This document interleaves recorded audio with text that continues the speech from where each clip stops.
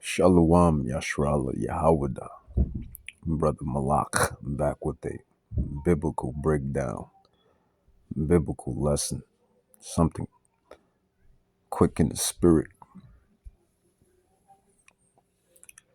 Yahawah had me reading the scrolls,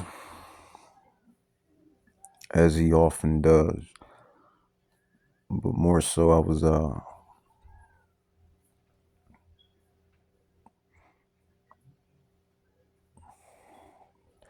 at the plantation, if you will, and he had me go into some prophecies.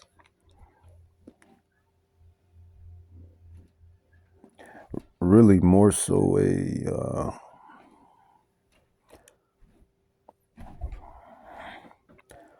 certain theme, which is prophecy, but it's a certain theme. I want to give all glory and honor to Yahawah, Bahashem, Yahawashi, Bahashem, Rakakdash, Barakata Yahawah, Barakata Yahawashi. Yeah, but he had me going into a specific theme, and there's many themes within the Bible. Maybe well, I don't even want to give a concrete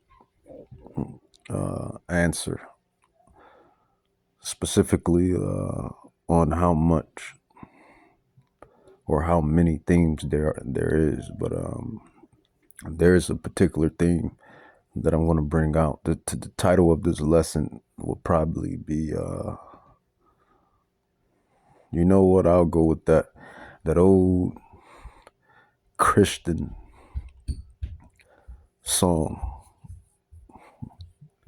That old Christian song. He has the whole world in his hands. He has the whole world in his hands. He has the whole wide world in his hands. So that will be the topic or the subject for this particular or specific lesson. So the theme is, or what Yahawah, Bahashem Yahawashi had me through the spirit going into, was that he controls everything. In which you already know this. Anybody, even a Bible casual, even a Bible casual, even to you dumb Christians, you know this, that the one you call God, he controls everything. But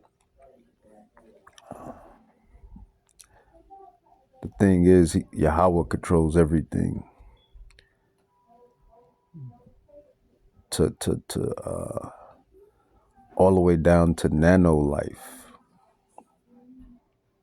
He controls everything all the way down to quantum life, quantum physics, nano life, microorganisms. He controls everything, and it's quite magnificent. It's quite magnificent. But I was reading the book of Ezekiel, going into the prophet Ezekiel. And in the book of Ezekiel, the prophet Ezekiel, Yahawah was showing him or explaining to him what he's going to do with the ancient Hamitic nations during that time and during the time to come. But this was specifically in Ezekiel chapter 29 and chapter 30, and it was going into, rather. He was going into, it was going into. I mean, it's all Yahawah at the end of the day. He was explaining through the prophet, because that's what he does. We bring out the word, his word, through the spirit.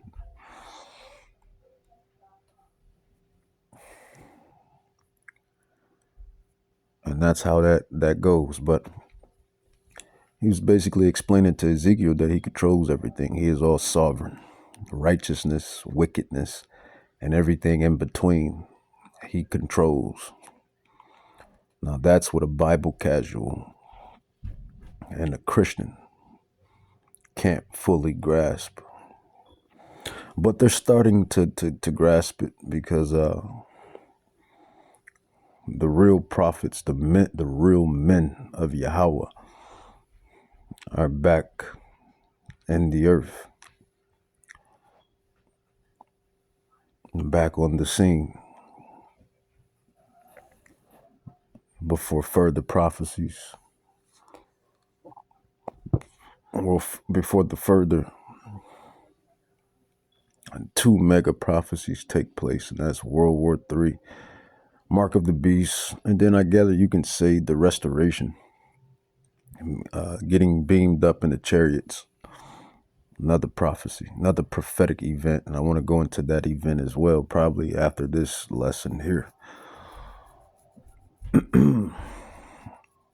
And that's a lesson that I tend to go into, the salvation of the elect, the salvation of the elect. But Daniel 4:17, it says, "This matter is by the decree of the watchers, and the demand by the word of the holy ones, to the intent that the living may know, and that Yahawah, the Most High Yahawah, He exists.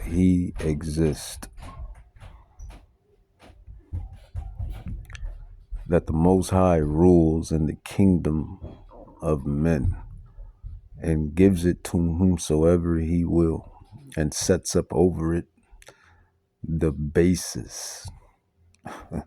The basis. Yahawah sets up the basis of men. I'll read that again. Prophet Daniel, chapter 4, verse 17. It says, "This matter is by the decree of the watchers, and the demand by the word of the holy ones, to the intent that the living may know that Yahawah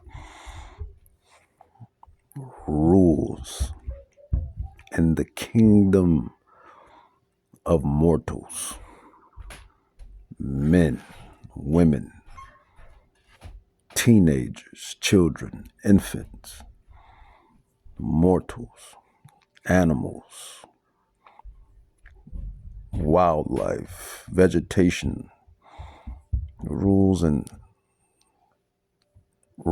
total existence. He rules total existence." It says, "And gives it to whomsoever He will, and sets up over it the basis of men." So that's the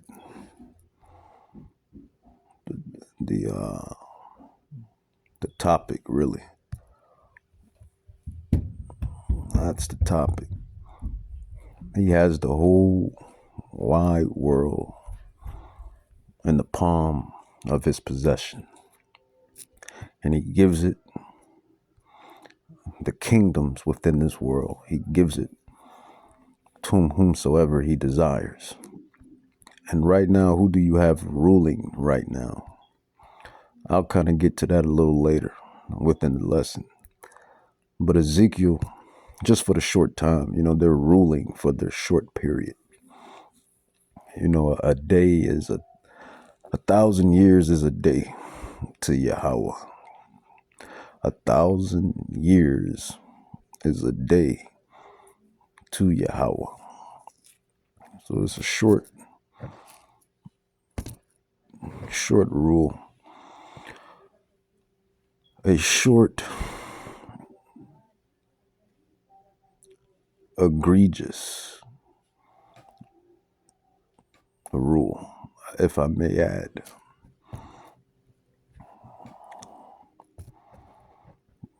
Can't even breathe fresh air without chemtrails.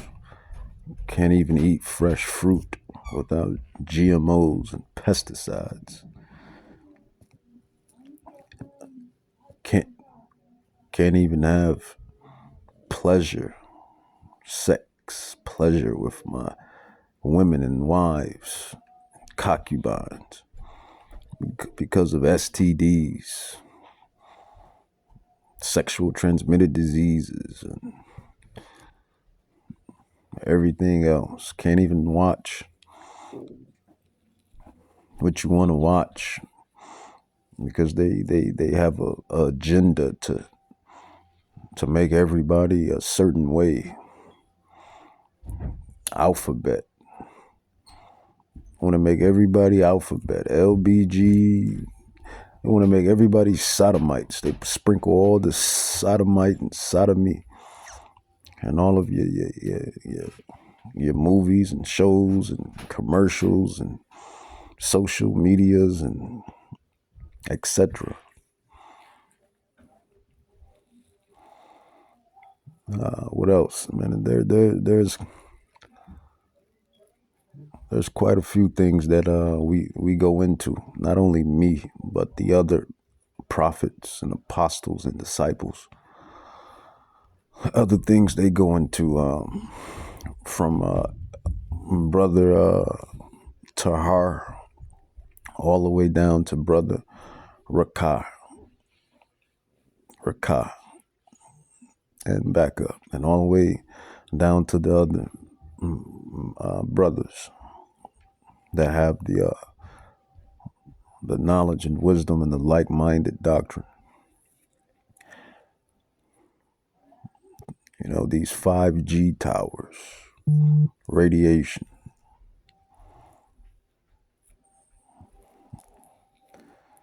you know, fluoride, all in your water.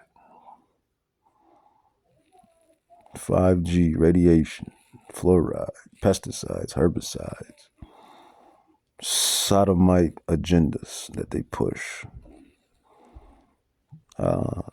Taking the woman out of her natural place and putting her in the workplace. Confusion, Babylon. Now you got these feeble women thinking they have authority over not just any man, but the Israelite man. But having authority over a man, you know, you see, and don't get it twisted. You have women that can work better than men. I'm a truther, I'm not a liar. But even with that being so, no woman supposed to upsort, I believe is the term. I could be butchering it, but supposed to have upsort authority over men, especially not the Israelite man. Especially not the Israelite man. But see, when you don't know who you are, then they can take advantage. And they will do it. They'll take advantage.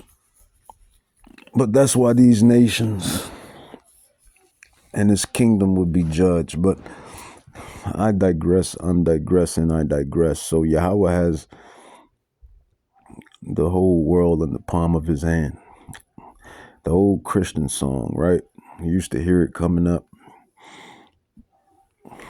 And it's a fact. It's actually a fact. Prophet Ezekiel chapter 29, verse 19 through, as a matter of fact, I'll start at 12. It says, and this is just going into, just to give you context, this is Yahawah bringing judgment on the Hamites and bringing them into captivity by the way of the Babylonians, King Nebuchadnezzar, Assyria. So it just gives detail and just gives proof on how Yahawah judges mortals, humans, Gentiles, heathens, and the Israelites, how he judges all the same. When you go off, he sends you through captivity, bondage. And this is an example of what he did to the Africans, the Hamitic nations, or a specific Hamitic nation, the Egyptians, and how he scattered them, scattered the Egyptians among the heathen, and he rose up the king Nebuchadnezzar over the Egyptians. The same way how he dealt with us, the Israelites. Now he scattered us. Same way how he's going to deal with the Edomites and scatter them and bring them into captivity and judge them. He does this with all the nations. Now that's what it means when it says Yahawah is no respective. Is it respective of persons? That's what that means, Christians. Because when you get into it with a Christian that don't know the Bible, that's what they'll say. He deals with everybody. He's no respect of persons. No, he's no respect of person when it comes to, or persons per se. He's no respect of persons when it comes to judgment. He judges all of his, really, we're all his children. Technically speaking, we're all his children. But he has a chosen children, which is the Israelites, the Hebrew Israelites, which is you so-called blacks, Haitians, Jamaicans, Mexicans, Puerto Ricans, Dominicans, Colombians, Brazilians, Tainos, Indians, Native Indians, you black and brown tribes. You are the chosen special children who was given the blood covenant. But technically, if we're being technical, we're all his children, right? If we're using technicalities, but the Israelites are his children, his chosen people, the blood covenant people. When I say that, I mean as far as sovereignty goes. Yahawah can make that claim and say everybody is his, right? Right. And that's what I'm getting into. He has the whole world in the palm of his hand. Ezekiel 29, verse 12 through 15, it says, "And I will make the land of Egypt desolate, a desolation in the midst of the countries that are desolate." It says, "And her cities among the cities that are laid waste shall be desolate." That means destroyed. It says 40 years, "And I will scatter the Egyptians among the heathen, the nations, and will disperse them through the countries." It says, "Yet thus said Yahawah, at the end of 40 years will I gather the Egyptians from the people whether they were scattered. And I will bring again the captivity of Egypt, the Hamites, and I will cause them to return into the land of Pathros, and to the land of their habitation, and they shall be there as a base kingdom." Now keep that in mind, base kingdom, and run it back to Daniel 4:17. It says, "This matter is by the decree of the watchers, and the demand by the word of the holy ones, that the intent that the living may know that Yahawah, he exists. He is Yahawah, rules in the kingdom of mortals, humans, men, women, children, infants, teenagers, young adults, etc., animals, plants, microorganisms, existence." It says, "And gives it to whomsoever he will, and sets up over it the basis of men." That's amazing. It's truly amazing. It says prophet Ezekiel chapter 29, verse 13. It says, "Yet thus said Yahawah, at the end of 40 years will I gather the Egyptians from the people whether they were scattered, And I will bring again the captivity, human trafficking. I guess we can say Yahawah deals with human trafficking, because what is captivity? What is it when you send one nation into captivity to another nation? That is human trafficking, right? Captivity, slavery. It says, and I will bring again the captivity of Egypt and will cause them to return into the land of Petros, into the land of their habitation, and they shall be there a base kingdom. It says, and it shall be the basis of the kingdoms, neither shall it exalt itself any more above the heathens, the nations, for I will diminish them, that they shall no more rule over the heathen, the nations. And really, the Israelites were included in that too. We would be part of the nations as well. Right? Right. Ezekiel chapter 29, verse 19 through 20 says, therefore thus said Yahawah, behold, I will give the land of Egypt unto King Nebuchadnezzar of Babylon, and he shall take her multitude, and take her spoils, and take her prey, and it shall be the wages for his army. I have given him the land of Egypt for his labor, wherewith he served against it, because they wrought for me, said Yahawah. So this is just going into prophetic. I mean, it is prophetic. It is going into prophetic prophecy, because this is going to be the same way how this kingdom, Babylon, the new Babylon, aka America, this is going to be the new way, or I should say, I can word it different. This is going to be Babylon, USA is going to be the next kingdom destroyed, and its residents will go into captivity. You can either receive it, believe it, or leave it. That's the next prophetic event after the mark, after Armageddon, after the chariots catch up or take up the elect, and we come back down as gods amongst mortals, putting these heathens, these Gentiles in captivity. Thus is prophetic prophecy. You can believe it, receive it, or leave it. So there's a thing in the world, or a saying in the world, that history, and that is history. The Bible is filled with much amazing history and events. And I would, and you should, consider this as history. And there's the saying, history repeats itself. All of this stuff is going to happen again. It's going to happen again. Yahawah has the world in the palm of his hands, man. It's truly astounding. It's truly amazing. Let's go over to Prophet Ezekiel chapter 30. Verse 30, it says, thus said Yahawah. Verse 10, Ezekiel 30, verse 10, it says, thus said Yahawah, I will also make the multitude of Egypt, the Hamites, these are the Hamitic nations, Egyptians, Cush. As a matter of fact, let's see if I still have it. The receipts. See if I still got the receipts.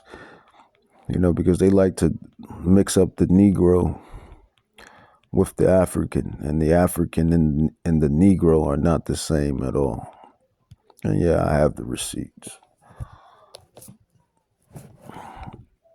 So this is, Ezekiel. I believe Ezekiel was in the midst of, obviously he had to be in the midst of, he was the prophet in the midst of the Egyptians, the Hamites in that day and era. He was in the midst in that day and era.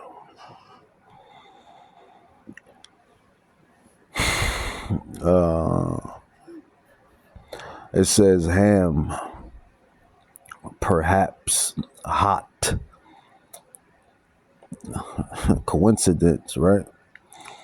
Africa, Ham, hot, perhaps hot.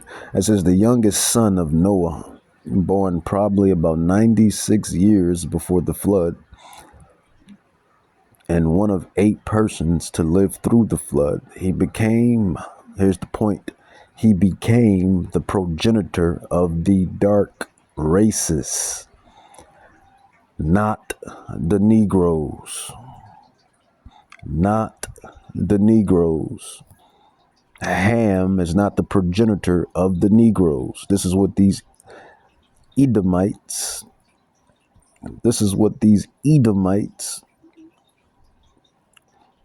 have come to conclude through secular history, biblical history, prophetic history. It says, but the Egyptians, Ethiopians, Libyans, and Canaanites, Genesis chapter 10, verse 6 through 20. His indecency when he saw his father lay drunk brought a curse upon the Canaanites. So that's Ham and the Africans and these Hamitic nations. And obviously Ezekiel was in the midst of them because the Israelites were in the midst of the Egyptians. This is Ezekiel chapter 30, verse 10, just to bring it all the way back to the point. He has the whole world in the palm of his possession. It says, thus says Yahawah, I will also make the multitude of Egypt to cease by the hand of Nebuchadnezzar of Babylon. So Yahawah has so much sovereignty that he can take one nation, bring it under that nation, take that nation, bring it back under that nation. I mean, if he wanted to, he could make nations just go tick for tack. I'm talking about tick for tack, like tick for tack, with no time in between if he wanted to. This is the sovereign Yahawah Bahashem Yahawah. It says, thus said Yahweh God, I will also make the multitude of Egypt to cease by the hand of Nebuchadnezzar. So Yahweh brought down the Egyptians and brought them up under the Babylonians, Assyria. Is it Babylon? No, Babylonians. Salak, not the Assyrians, but the Babylonians.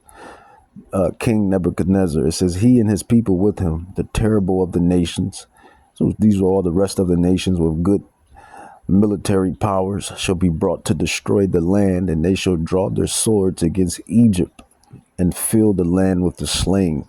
And I will make the rivers dry and sell the land into the hand of the wicked. And I will make the land waste and all that is therein by the hand of the heathens, strangers, other nations of people. Says, I, Yahawah, have spoken it.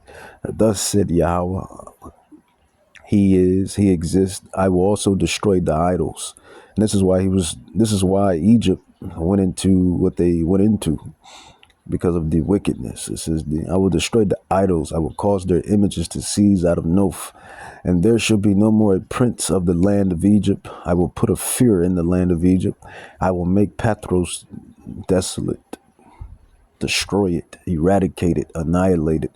I will set fire in Zoan, and I will execute judgments in No. And I will pour my fury upon Sin, the strength of Egypt. I will cut off the multitude of No. It says, and I will set fire in Egypt. Sin shall have great pain, and No shall be rent asunder, and No shall have distresses daily. The young men of Avon and of Pibeseth shall fall by the sword, and the city shall go into captivity. Verse 19 of Ezekiel chapter 30, thus will I execute judgment in Egypt, and they shall know that I am Yahawah. And I will scatter the Egyptians, jumping down to verse 23, and I will scatter the Hamites, the Hamitic nations, the Egyptians, or a particular Hamitic nation, among the nations, and will disperse them throughout the countries. Jumping down to verse 26, I will scatter the Egyptians among the nations and disperse them among the countries, and they shall know that I am Yahawah. the Ancient of Days. So not only did the Israelites go through this, right? The Israelites went through this too. Let's grab that. Deuteronomy. We went through this because of we broke the blood covenant because we're his chosen children. Specifically, we're his. The blood covenant was made with the Israelites, so-called Negroes, Indians, Latins, those of you whose fathers go back to the royal blooded sons, Judah, Benjamin, Levi, Naphtali, Gad, Reuben, Issachar, Ephraim, Simeon, Zebulun, Asher, etc. So in these in Ezekiel, you can see how he scattered even the heathens. He scattered them among the heathens. He scattered heathens among heathens, brought down nations, brought them up. And he did the same exact thing with the Israelites, with his chosen, he calls us the apple of his eye. How about that? He calls us the apple of his eye. So he scattered the apple of his eye. The Israelites, you so-called Negroes, so-called Latins, so-called Native Indian tribes. Again, those of you whose fathers go back to the royal, regal, blooded sons. Deuteronomy 28, verse 64, it says, and Yahawah shall scatter you among all the people from the one end of the earth to the other end, and there shall you serve other gods, which neither you nor your fathers before you, Abraham, Isaac, and Jacob, have known, even wood and stone, Christianity and cobblestone, Muslim. Jumping down to verse 68, Deuteronomy 28 says, and Yahawah shall bring thee into Egypt, again with ships. You don't need a ship to go into Egypt. Egypt is right across the street from Israel. So this is future prophecy. This is a prophetic event. And this is parallel with the transatlantic slave trade. And really just the slave trades in general. Transatlantic, Silk Road slave trade, sub-Saharan slave trade, and the other many slave trades that's not documented or talked about. It says, and Yahawah shall bring thee into Egypt again, bondage, slavery, captivity, with ships. Transatlantic slave trade is an extra telltale sign. It says, by the way, whereof I spoken to thee, thou shalt see it no more again, and there you shall be sold unto your enemies. All of these other nations. Because an enemy, you got to be an enemy if you're loading me up on a damn boat at the bottom of it, feeding me slop and garbage and putting chains around my neck and my hands and my ankles and my wrists and, beating my people and etc. and rape, robbing, pillaging. Yeah, you got to be an enemy. It says, for bondmen and bondwomen, and no man shall buy you. And that buy means redeem, because obviously they were buying and selling 25, 60, 70, 80, 89, and all that, right? On the auction block, right? The auction block.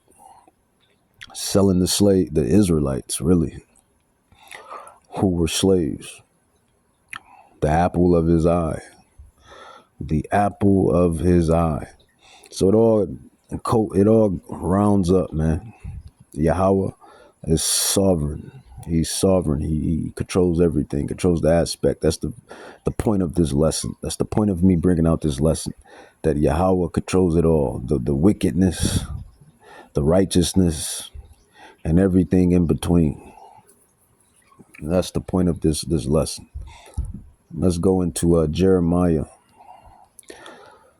Let's go get lady chat, lady chat, lady chat. So I put in and told lady chat Jeremiah 10:23, and then I gave lady chat Proverbs 20:24. Jeremiah 10:23 says, "O Yahawah, I know that the way of a man is not in himself. It is not in man or woman or children, young adults, to walk to direct his or her steps, for that matter." Proverbs 20:24 says, "A man's goings are of Yahawah. How can a man then understand his own way?" That's just showing you the sovereignty. I brought those precepts out to show you the sovereignty, the total sovereignty of Yahawah Bahashem Yahushai. He controls everything. He controls the antagonist, and he controls the protagonist. He controls the antagonist, and he controls the protagonist. He is the ultimate movie director. Cut, action. He is the ultimate movie director. It says what the Bible is actually saying, precept upon precept. It says, yes, human destiny is governed by yours truly, Yahawah. He exists. No autonomous, I believe, I could be butchering that word. What is that? Autonomous? Or I hate butchering words. Autonomous. We're gonna look it up, figure out what it is. Autonomous. Is it autonomous? I believe that's autonomous. Yeah, I believe that's autonomous. Autonomous. Autonomous. It says, yes, human destiny is governed by Yahawah. He exists. Not autonomous, autonomous, free will, the way modern theology teaches it. But here's the balanced scrolls. It says, man does not self-direct. See, this is artificial intelligence. You know, y'all love to run to your Google and your Chrome and your chat for nonsense and garbage. Run to it for some real wisdom and knowledge. Even though the real intelligence is the prophets, it's the disciples, it's the apostles of Yahawah. We are the real intelligence. There's no intelligence over spiritual intelligence. It says, man does not self-direct. Jeremiah 10:23 destroys the idea that humans are self-determined beings. Your way is not in yourself. Your steps are not self-authored. Your path is appointed. This aligns with the election. And you hear us brothers go into the elect, those that were predestinated before the foundation of earth, creation. We were the men in the spiritual realm, I solely believe, that were called, signed, sealed, and delivered. It says this aligns with election, predestination, calling for ordination, not randomness, not chaos. It says sealed fate, sealed fate, sealed, but not robotic fate. It says it is robotic fate. Now, chat going off with that. The fate is robotic. We are robots. We are actors and actresses playing our roles. It says the Bible does not teach blind fatalism. It says instead it teaches sovereign appointment, moral responsibility, divine orchestration. Think of it like this. Yahawah writes the story. You walk the path. You are judged by obedience or rebellion on the path. And it gives me an example. It says Pharaoh proves this pattern. Pharaoh's mind was hardened by Yahawah, yet Pharaoh was still judged. All right then. Or righty then, rather. That sounds very robotic to me. And I just gave you the two precepts. A man's going is of the Lord. How then can a man understand his way? So it says this connects directly to the elect doctrine. This is why scripture or scrolls say some vessels are of honor, and I was going to go into that Romans 9. Some vessels of dishonor. You know what? I'll still go into it, and I'll end it with that. Some are called, some are few, some are chosen. And man, Yahawah says there. Let me grab it, man. I'm gonna grab it. This thing is so deep, man. It's deep. It's deep, but then it's not deep. But it's deep, but then it's not deep. Those brothers that have been signed, sealed, and delivered, you know what I mean. You know, Elder Tahar, Elder Gabar, Elder Ramla, Elder Rakar, and all of the disciples and apostles on down, and the special men on down. Y'all can relate to what I'm saying when I say that this thing is deep. It's deep, but it ain't that deep once you understand it. But it's deep. It says why humans don't understand their own way. Proverbs 20:24 answers that. How can a man then understand his own way? Right, your lot, your path, your destiny. It's just like a video game, man. Just like a movie. The protagonist, the protagonist, he's just out there fulfilling his lot, his purpose. This is because you're inside the story, you're inside the movie, you're inside the game. You're acting out your lot. It says Yahawah sees the end from the beginning. What feels like coincidence is appointment. This is final biblical conclusion. Yes, man's path is sealed in purpose, and a woman's path for that matter. But we know Yahawah, he deals with the men. He tells you that the pastors of my flock are the Israelite men. The pastors of my flock are the Israelite men. And says, no, man is not excused from obedience. This is, you are directed, not mindless. You are appointed, not random. This is why Holy Scrolls or scripture repeatedly says, hear, choose life, repent, because the elect will hear and the rest will stumble. Now that's amazing. That's truly amazing.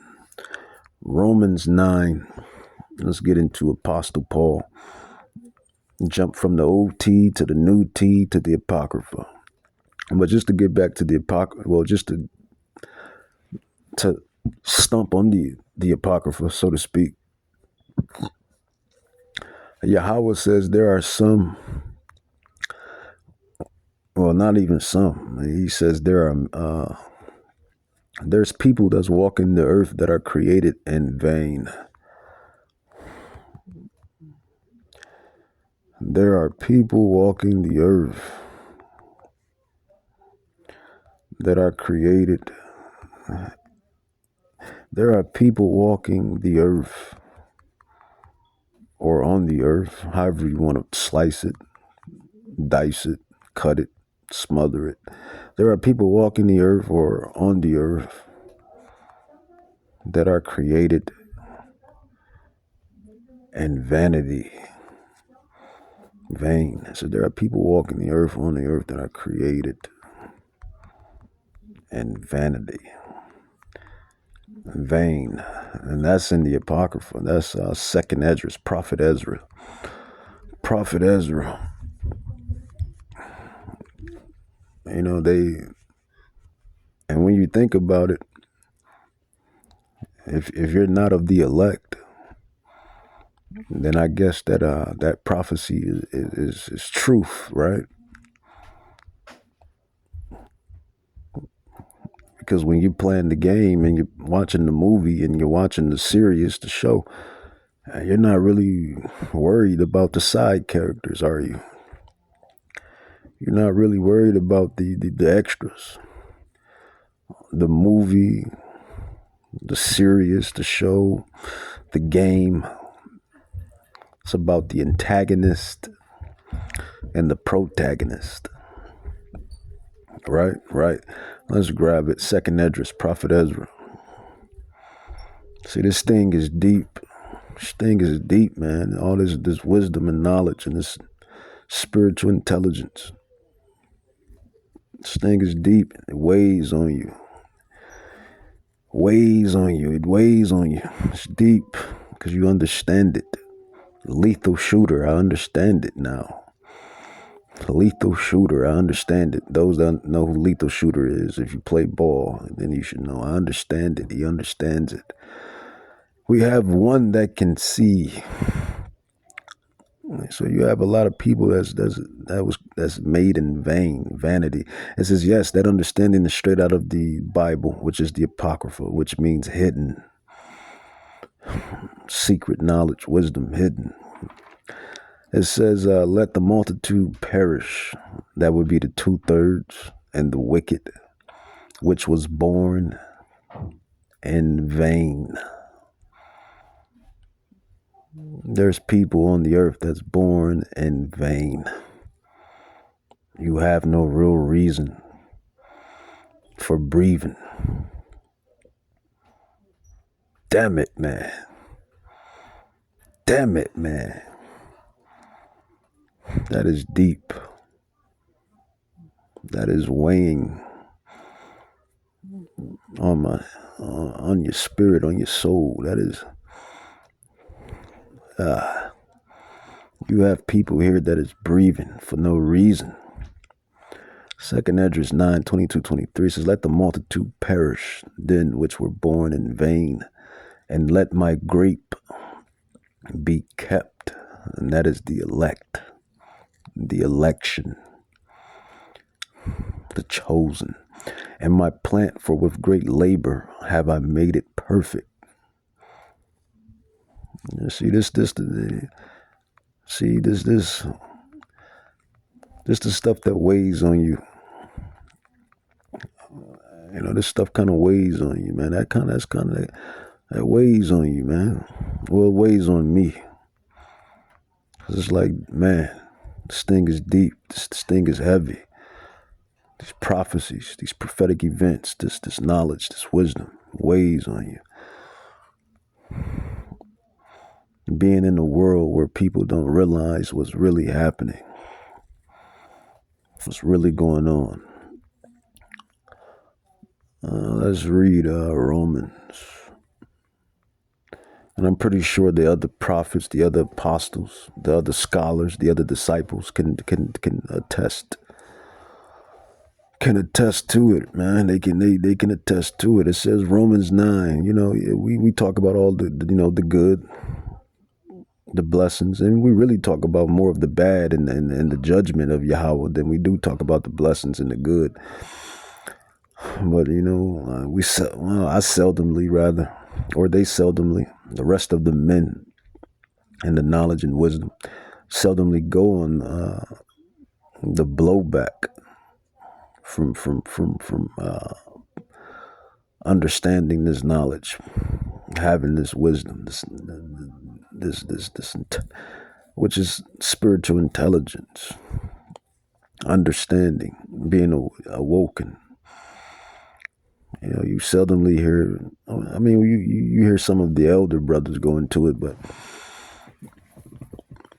you seldomly hear the other, the younger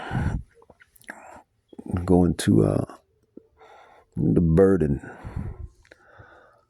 of possessing the wisdom, this knowledge, this intelligence, these truths, these prophecies. Seeing it happen, going through the motions, being in it, living it, and it weighs on you at times. And the prophecy that I have in mind is it's a prophecy because we're living the prophecy. This was written years and years ago, and we're living it. And it goes something like, with much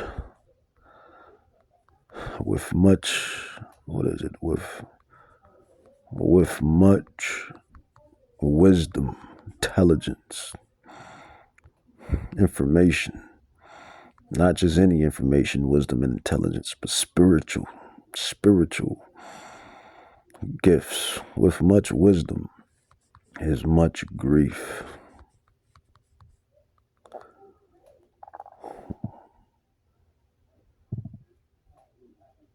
Ecclesiastes 1:18, for much wisdom is much grief, and he that increase knowledge, intelligence, spiritual knowledge, spiritual intelligence. We give a damn about the physical wisdom and intelligence. And don't get it twisted. The physical, earthly intelligence and wisdom is good to have as well. But it doesn't come close to spiritual wisdom, knowledge, intelligence. This is Ecclesiastes 1:18. For much wisdom is much grief, and he or she, for that matter, that increase in knowledge, increase in sorrows. And then you have precepts like, it is better to go into the house of feasting than to go in the house. No, it is salak. It is better to go into the house of mourning. It is better to go into the house of mourning than the house of feasting. It is better to go into the house of mourning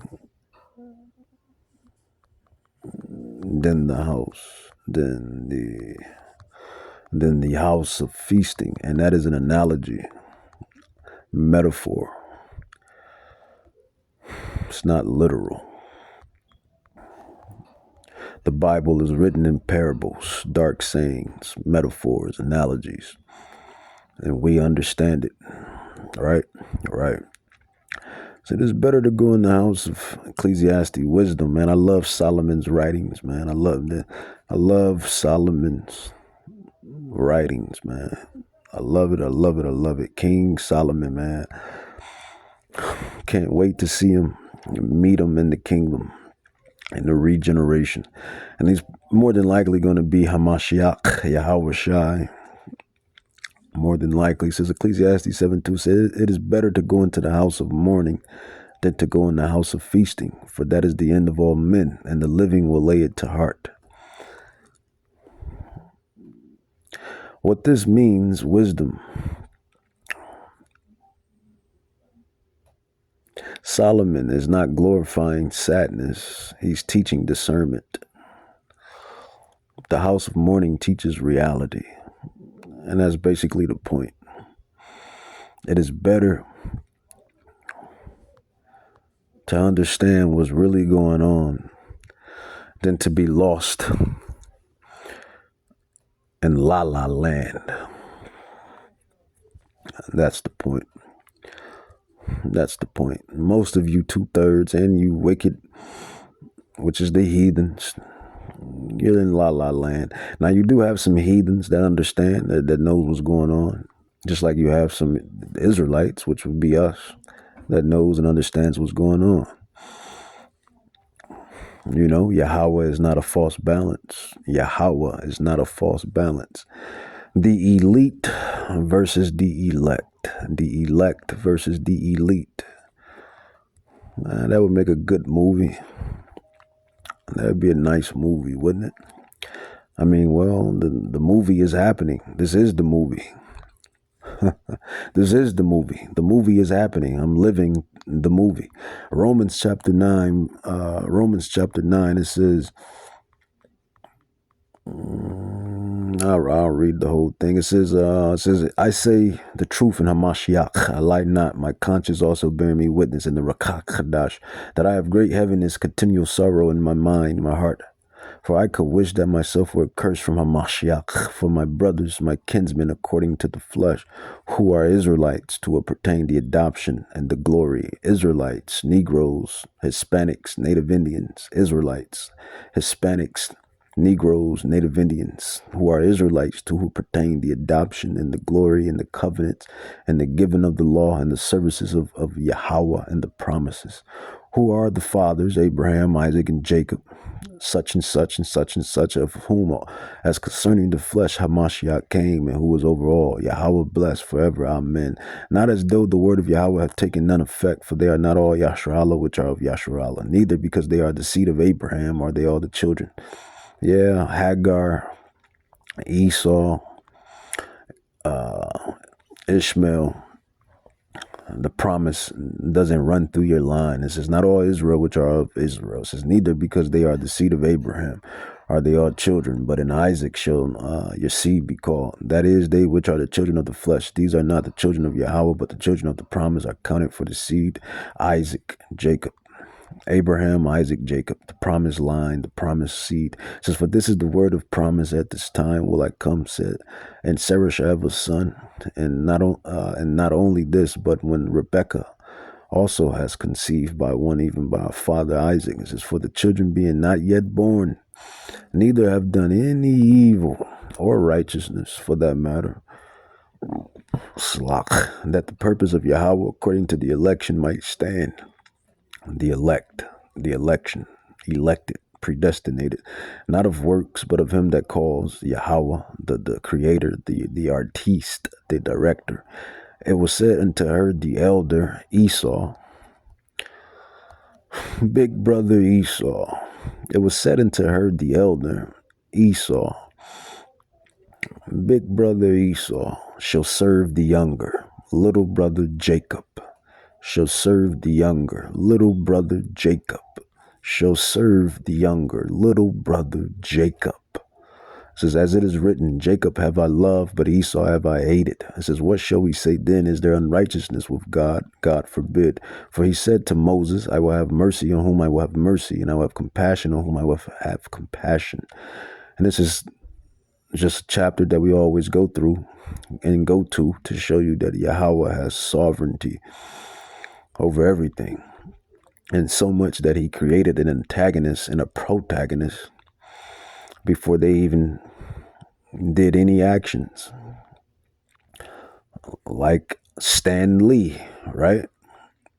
Or like many other creators, such as myself. It says, what shall we say then? Is there any unrighteousness with Yahawah? Yahweh forbid. For he said to Moses, I will have mercy on whom I will have mercy, and I will have compassion on whom I will have compassion. So then it is not of him that willeth, nor of him that runneth, but of Yahawah that showeth mercy. For the scripture says unto Pharaoh, even for this same purpose have I raised thee up, that I might show my power in thee, and that my name might be declared throughout all the earth. Therefore have he mercy on whom he will have mercy, and whom he will harden, he hardens. Yeah, man. As it says in Job, what is that? Job 12:16. The deceive and the deceiver are both his. Job 12:16. The deceive and the deceiver are both his. The wicked is his, the righteous is his, and everything in between is his. Thou wilt say then unto me, why does he yet find fault? For who has resisted his will? And I got to start coming to this precept more often. Romans 9:19. You will say then unto me, why does he yet find fault? The wicked. Esau. Thought I was going to have time to go into Esau, but I already been going for 60 minutes already. But it says, thou will say then, but it's the wicked in general. But right now, who's the enemy? You know, Dragon Ball Z has sagas. The spirit, you're beautiful, man. The Holy Spirit is beautiful, man. It just brought this to my attention. So in Dragon Ball Z, you have sagas. And then you got Goku, Vegeta, and the Z-Force. The Z-Force, they go against certain enemies within the certain sagas of these enemies. And right now, we're in the saga of Esau. He is the protected. He is the antagonist. He is the antagonist. It says, thou wilt say then unto me, why does he yet find fault? For who have resisted his will? So, we're in the saga of Esau. Esau, Edom, Idumea. It says, they will say then unto me, why does he yet find fault? For who have resisted his will? And this is what Esau says. He says to himself, he created me to be wicked. Rothschilds, Rockefellers, DuPonts, Oppenheimers, the bankers, the deep state, right? They say this to their sorcerers and their witches and their warlocks and wizards that go over these scriptures and scrolls. He created us to be evil. So we're going to be evil. And if so, then why does he find fault? Why does he get mad when we be evil? It says, thou wilt say then unto me, why does he yet find fault? For who has resisted his will? It says, nay, O man, who are you to reply against Yahawah? Shall the thing formed say to him that formed it, why has you made me thus? Has not the potter power over the clay of the same lump to make one vessel to honor the Israelites, the protagonist, and another honor to dishonor? or another to dishonor the Edomites, the antagonists, and the other nations, for that matter, the other heathen nations. Psalms 83, they have taken crafty counsel against thy children, the apple of thy eyes. It says, what if God, willing to show his wrath and to make his power known, and endured with much long suffering the vessels of wrath fitted to destruction? And that's just what it is right now. Yahawah has full sovereignty over everything right now. And let's go into, I'm going to grab who is Edom. Got the receipts. It says Edom, Edomites. It says the nation and its people who were the descendants of Esau. He is founded by the country, so his name is equated with Edom. Genesis 25, verse 30, verse 36, 1 and 8. It says the country was also called Seir, or Mount Seir, which was the name of the territory in which the Edomites possessed or dwelled. Idumea, pertaining to Edom, Greek and Roman name for Edom. Mark 3:8, 34:5, and 6. See Edom. The Greeks, the Romans, they are the Idumeans, the Edomites. Your neighborhood friendly. He's not Spider-Man, but a so-called Caucasian man, woman, and child. It says Edom figures prominently in the prophetic scrolls as the scene of great future judgments. It says, see notably Isaiah 34:5 and verse 6, Psalm 63, 1 through 6. She is the only neighbor of the Israelites who was not given any promise of mercy from Yahawah. Now that's some deep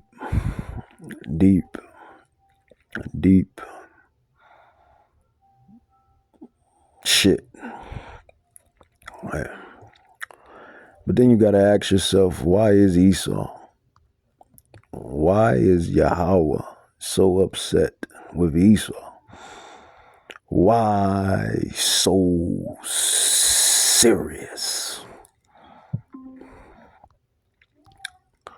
With that, I'm going to say, Kah halam la Yahawah Bahashim Yahushai Bahashim Rakadash Barakata Yahawah Barakata Yahawah Bahashim Yahushai Barakata.